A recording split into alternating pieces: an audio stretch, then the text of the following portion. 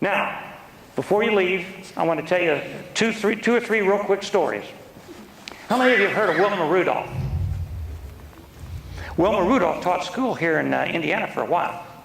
Wilma Rudolph had pneumonia.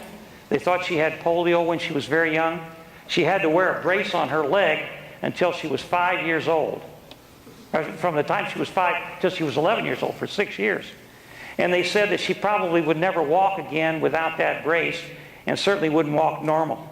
Her mother and her father every day, 3 or 4 times, would massage her legs. Do they have to leave now, or do we? Okay, they had to massage her legs. There's a reason why I'm telling you the story. Anyhow, to make a long story short, when she was 20 years old, she won 3 Olympic gold medals in the 100, the 200, and the relay. A woman who was never supposed to walk again. Now, why was that? It's because her parents and she lived by the creed that you just never give up, no matter how bad things are. You ever heard of a guy named Rocky Bleier? Rocky Bleier was in Vietnam. Before he went to Vietnam, he was playing football for the Pittsburgh Steelers. And when he left to go to Vietnam, he went to the owner of the Pittsburgh Steelers and said, "Mr. Rooney, when I get back, you'll keep a place for me. Give me a shot, won't you?" He says, "I sure will, son. You're serving our country." He went over there, and he and another guy stepped on a landmine and killed the other guy and blew part of Rocky Bleier's leg off. And he was never going to walk again. Never. He came back to see Mr. Rooney after he'd worked and worked and worked to where he could walk, and he could actually jog a little bit. And Rooney said, "Son," he said, "I'd love to give you a chance, but you just don't have the ability. You can't do it anymore. I mean, I hate to tell you that." He said, "But you promised." And Rooney said to the coach, "I'll give him a shot, put him on the bench, but, I promised him." Anyhow, to make a long story short, Rocky Bleier played on 3 World Championship NFL teams and is in the Hall of Fame and was the most valuable player. Now, he overcame adversity you wouldn't believe. How many of you have heard of Glenn Cunningham? Glenn Cunningham and his brother Floyd went to a one-room school. And Floyd every day had to go down to the schoolhouse, and he had to put kerosene into the fuel, into the round stove to warm up the school, and put wood in there. Well, somebody had put gasoline as a prank or something in that kerosene can, and when he went to throw the gasoline in there, or the kerosene in there, it exploded because there were embers in there from the night before.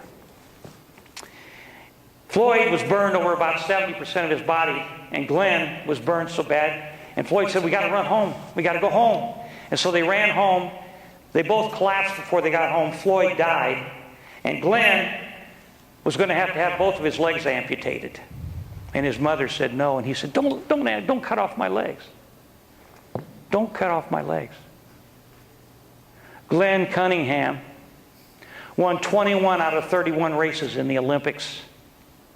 He won gold medals because they didn't cut off his legs. Now, the reason I'm telling you this is because all of you are going to leave high school, and you're all going to go to college or going to work someplace.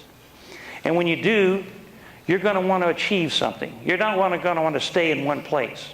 You're going to have to work to get something out of life. And so I want to tell you a little bit about me, and then I'll let you go. My father went to prison when I was 12 years old. My mother had to work at L.S. Ayers and Company, waiting on tables for 18 years, and she married Kenny Kelly, who worked in a foundry. He only went to the 7th grade, but he was a wonderful guy. And my grandmother and my mom always used to read poetry to me, and they would tell me, you can be everything you want to in life, but you got to keep fighting. You can never give up, no matter how bad things get. But I always thought that was a bunch of baloney. Mothers always say that kind of stuff, so do grandmothers. But I was shining shoes at J.D. Rushton's barbershop one day. I got 15 cents for a shine. Today a shine costs $5 or $6. I got 15 cents plus a dime for a tip. And Mom called me and she said, "Ask J.D. for 50 cents because we don't have fuel oil for the stove." And I couldn't. Grandma said never borrow money. So a guy came around the corner, a great big car. It was a Cadillac or a Lincoln or something. He came in with snow all over him because Mom couldn't go down and work that day at L.S. Ayers because the snow was about that deep. And nobody was going downtown. So he came in, he was shaking the snow off him. I said, "Can I shine your shoes?" He says, "Hey kid, it's snowing out." He says, "I got snow all over me."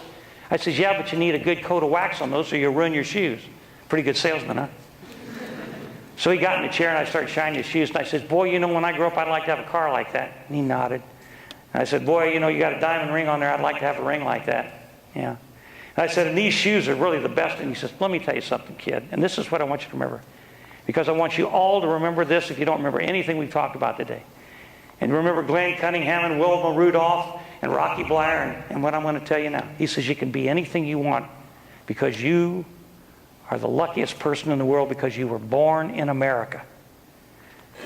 You can be anything you want, but you have to do three things and remember three things. The first thing is you have to know what you want.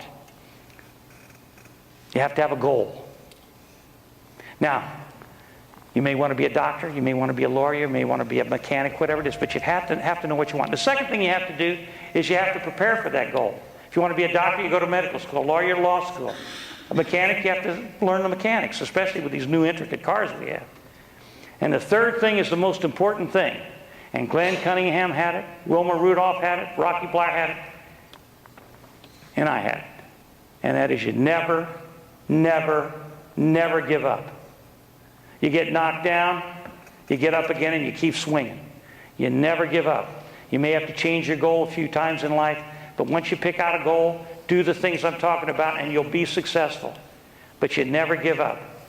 There's no question in my life that that's one of the most important things I ever learned. I tried to be a congressman 4 times over 18 years, and I told my mother, I said, one of these days I'm going to make it. And I finally won in 1982, a long time ago, before you were born. And I've been in Congress now for 28 years. And I want to end up with this little story, and I'll let you go. When I told my mother and my stepfather, she was a waitress, he worked in a foundry, I said, when I get elected, I'm going to take you in the front door of the White House and introduce you to the President of the United States. And Mom went, oh, yeah, sure, you're going to be a congressman. But she had instilled in me all this stuff. And so when I got elected, I called Reagan's office, and his secretary said, well, let me see if I told her the story. And she said, well, let me see if I can arrange it for you. She called me back and said, the president can see you on these days. So I had Mom and Kenny drive out, and we went out there. And we went in the front door of the White House, and Mom's favorite actor was Ronald Reagan, and we're going in to see him. And I got her by the hand, and she's just shaking like this.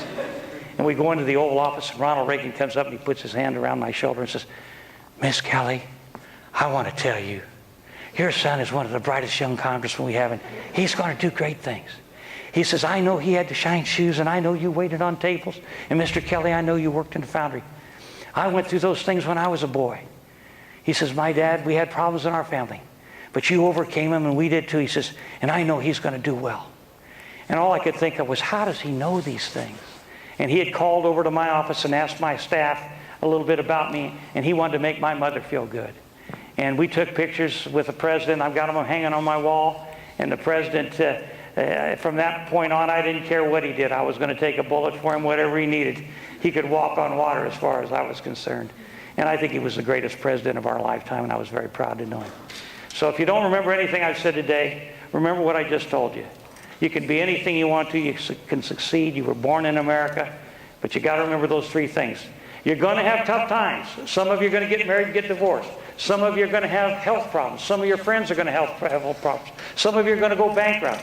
But remember, you can overcome all of that adversity if you remember that. And now listen to the finale. Are you ready? Somebody said that it couldn't be done, but he with a chuckle replied that maybe he couldn't, but he wouldn't say so till he tried. So he pitched right in with a bit of a grin on his face if he worried he hit it. He started to sing as he tackled the thing that couldn't be done. And he did it. Somebody said, oh, you'll never do that. At least no one ever has done it. But he took off his coat and he took off his hat, and the first thing we knew, he'd begun it. With a lift of his chin, with a bit of a grin, without any doubting or quitting, he started to sing as he tackled the thing that couldn't be done. And he did it. Now here's the good part. There are thousands who'll tell you it cannot be done. There are thousands who prophesy failure. There are thousands who point out to you one by one the dangers that wait to assail you. But just pitch right in with a bit of a grin. Just take off your coat and go to it.